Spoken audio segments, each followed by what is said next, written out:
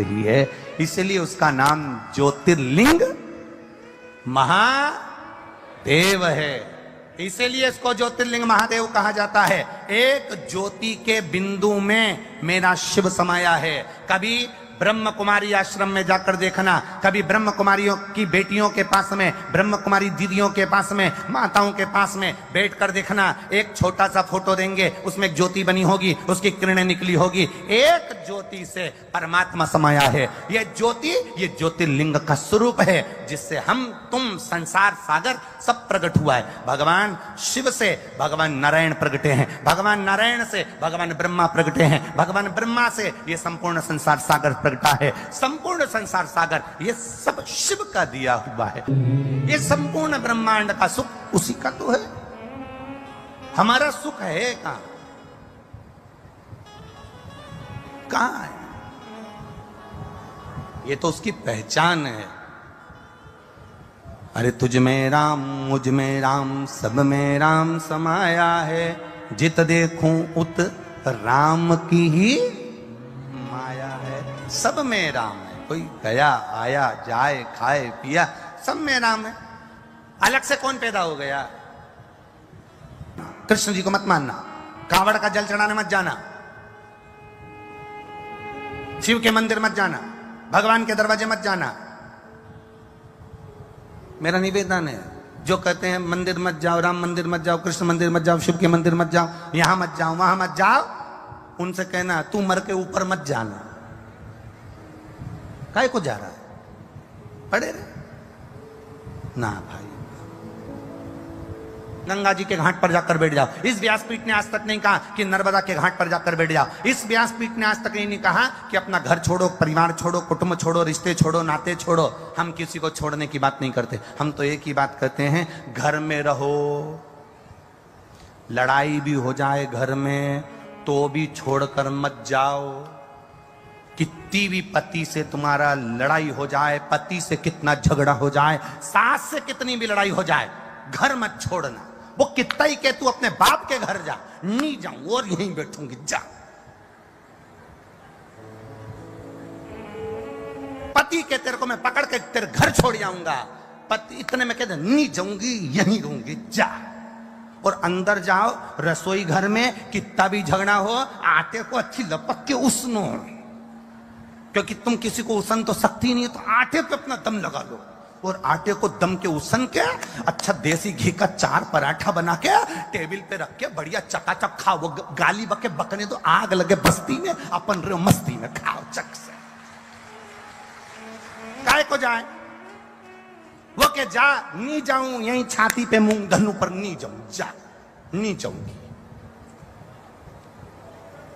जरा जरा सी बात में लड़के इतना बड़ा फैलाना मत कर लेना कि मैं मर जाऊंगी ना, आज के बाद तुम्हारा मुंह नहीं देखूंगी। तुम तो यूं कहो कि मैं खूब रोटी खाऊंगी पर तुम्हारी छाती पे मुंह दलूंगी। नहीं जा, नहीं जा।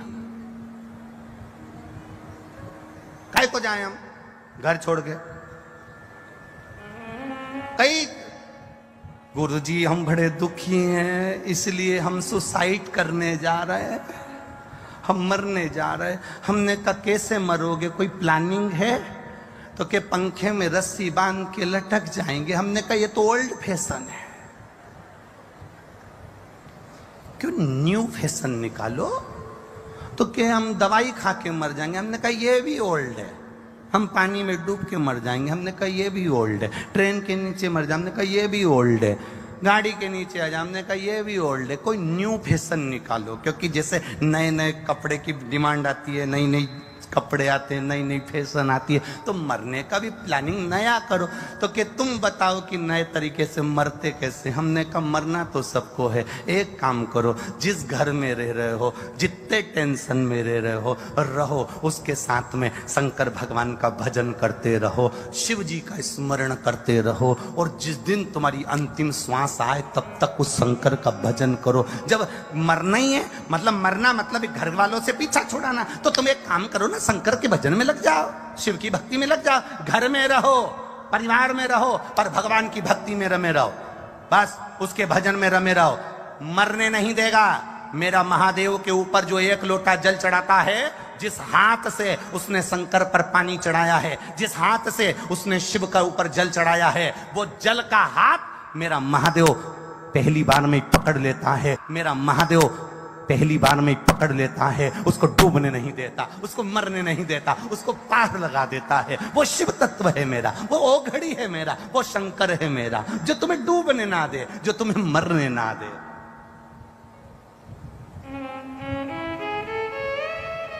पकड़ लिया उसने हाथ तुम्हारा, पार लगा दिया उसने। ये लड़ाई का जो कारण होता है ना, अविश्वास के कारण होता है। सती मैया और शिवजी का विवाद हुआ था अविश्वास के कारण। राम जी ने कह दिया, शंकर भगवान ने कह दिया, कथा सुनकर आ रहे थे और कथा सुनकर आते आते राम जी के दर्शन हो गए, राम जी का दर्शन हुआ तो शिव जी ने कह दिया यही मेरे इष्ट देव है। सती ने पूछा इष्ट देव? हाँ। ये भगवान है? हाँ। ये राम है? हाँ। ये नारायण है? हाँ। ये सीता जी लक्ष्मी जी है? हाँ। भगवान शिव ने कहा सती मैया से कि ये मेरे इष्ट देव हैं। सती मैया ने शंकर जी के वचन पर विश्वास नहीं करा। जिस पत्नी का पति के वचन पर विश्वास नहीं होता और जिस पति का पत्नी के वचन पर विश्वास नहीं होता, उसी की लड़ाई अदालत तक जाती है। इसलिए पत्नी का पति के वचन पर और पति का पत्नी के वचन पर विश्वास होना जरूरी है। जब विश्वास दृढ़ होता है तो फिर ये युद्ध, ये विवाद त्याग में नहीं बदलता। जब विश्वास डिग जाता है, जब विश्वास अविश्वास हो जाता है, तब सती मैया का विश्वास प्रबल नहीं हुआ, तब जाकर शंकर भगवान ने सती का त्याग करा। त्याग कब होता है? जब विश्वास दिखता है। विश्वास खत्म मत होने देना।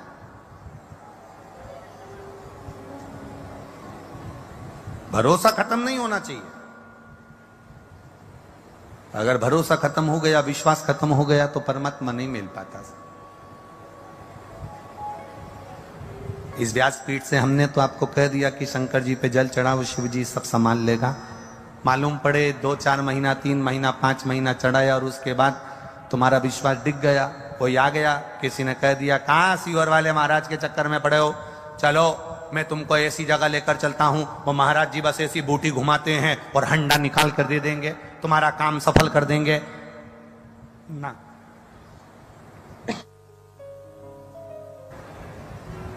ये सब नहीं होता।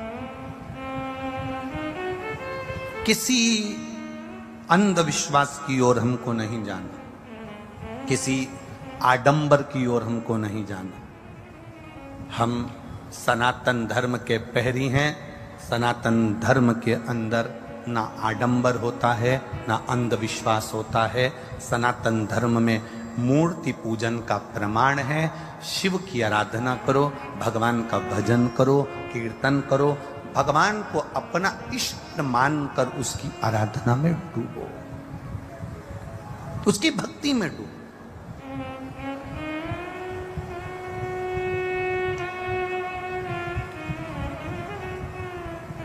वो कहे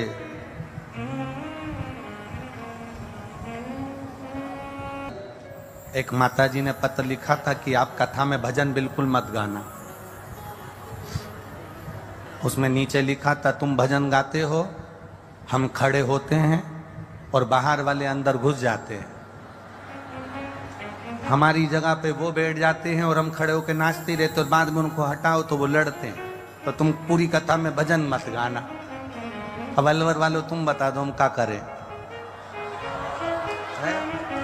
काले और कोई अंदर भरा गया तो देखा जाएगा। वैसे तो तुम कम पढ़ते नहीं हो, इधर उधर कूच कर का निर्माण करेंगे।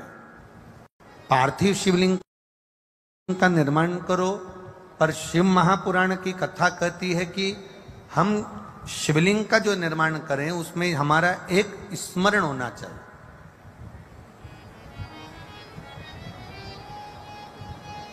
बहुत बड़े शिवलिंग का निर्माण हमें नहीं करना। थोड़ी सी मिट्टी लाकर अपने हाथ को जैसे थाली में रख लेते हैं और इस अंगूठे को बड़ा कर लेते हैं, बस इन आकृति से बड़ा शिवलिंग हमारे आराधना में, हम अर्थात अपने पार्थिव लिंग का निर्माण ना करते हुए बस इतना बड़ा शिवलिंग का निर्माण कर कर उसकी हम आराधना करें। कितना सुंदर कहा, घर के अंदर जो शिवलिंग होता है वो 4 उंगल का होना चाहिए, अर्थात बस इससे बड़ा शिवलिंग हमारे घर के अंदर ना होते हुए जितना छोटा हो जाए, जितना छोटा होते चले जाए, और छोटा, जितना छोटा शिवलिंग होता है उतना हमें जीवन का एक आनंद की अनुभूति कराता रहता। प्रयास करो। शंकर भगवान के मंदिर में जब हम जाएं, शिवालय में जब हम पहुंचे,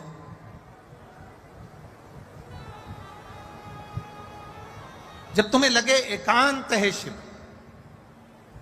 कोई शिव के मंदिर में है ही नहीं, वैसे तो अब बड़ा मुश्किल हो गया कि शंकर के मंदिर में कोई ना हो, फिर भी शिवालय जाएं, जब तुम्हें लगे कि अंदर से बड़ी दुखी हूं, बहुत कष्ट है जीवन में, वो कष्ट हमारा मिट ही नहीं रहा, ऐसा हो ही नहीं सकता कि मेरा महादेव ना संभालता। एक पत्र आया है, पत्र तो बहुत सारे हैं, उसमें एक लिखा किसी ने, गुरुदेव मेरा नाम खाली न जाता दर से तुम्हारे, मैं भी खड़ी हूं बांधे फंसाए, अपने हृदय से लगा लो, गिरा जा रहा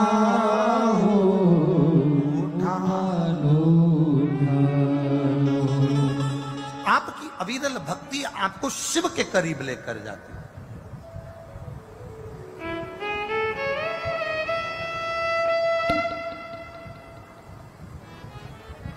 शिवलिंग की चरणार बिंदु को ढूंढने के लिए भगवान नारायण और शीश ढूंढने के लिए ब्रह्मा जी गए,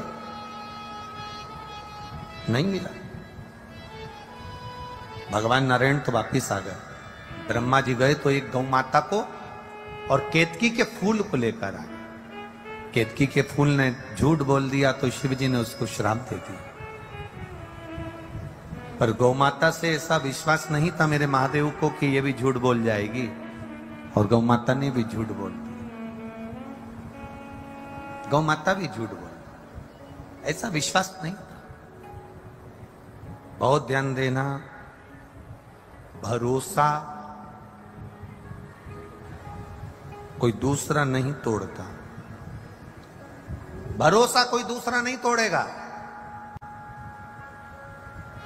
कोई अपना तोड़ने वाला होगा जो हमारे भरोसे को तोड़ देगा, हमारे विश्वास को डिगा देगा।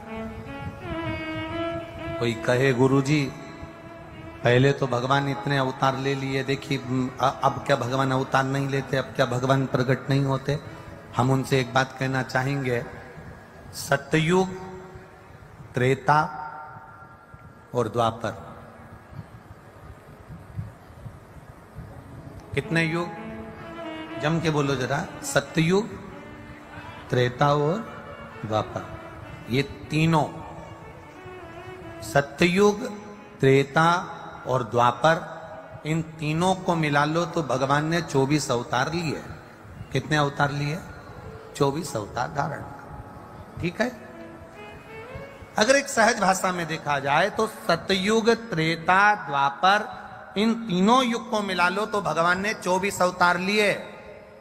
भगवान 24 बार पृथ्वी पर आए, पर अगर सही मायने में देखा जाए तो केवल कलयुग का आंकड़ा लगाकर देखना तो मेरे भगवान 55 बार पृथ्वी पर प्रकट होकर दर्शन देकर चले गए, केवल कलयुग में। सतयुग, त्रेता और द्वापर का आंकड़ा लगाओगे तो 24 बार भगवान पृथ्वी पर आए, पर केवल कलयुग का आंकड़ा लगाओगे तो कलयुग में भगवान 55 बार पृथ्वी पर आकर गए। रामकृष्ण परमहंस के लिए कई बार आए, संत तुकाराम जी के लिए कई बार आए, मीराबाई के लिए कई बार आए, चैतन्य महाप्रभु जी के लिए कई बार आए, श्रीमद वल्लभाचार्य जी के लिए कई बार आए, रामानुजाचार्य जी के लिए, महाराज जी के लिए कई बार आए, श्री निम्बारकाचार्य जी के लिए भगवान कई बार आए, पृथ्वी पर मेरे परमात्मा इस कलिकाल में, मीरा कलयुग की थी, रामकृष्ण परमहंस कलयुग में थे, चैतन्य महाप्रभु कलयुग में थे, संत तुकाराम कलयुग में थे, ये सब कलयुग के थे। सतयुग, त्रेता, द्वापर का आंकड़ा मिलाओ तो 24 बार भगवान पृथ्वी पर आए हैं, पर कलयुग का आंकड़ा मिलाओ तो 55 बार भगवान पृथ्वी पर आकर गए हैं। सबसे ज्यादा मेरा भगवान अगर पृथ्वी पर आया तो कलयुग में आया। क्यों? क्योंकि भगवान को मालूम है कि कलिकाल घोर कुठार है, यहां लोग ताना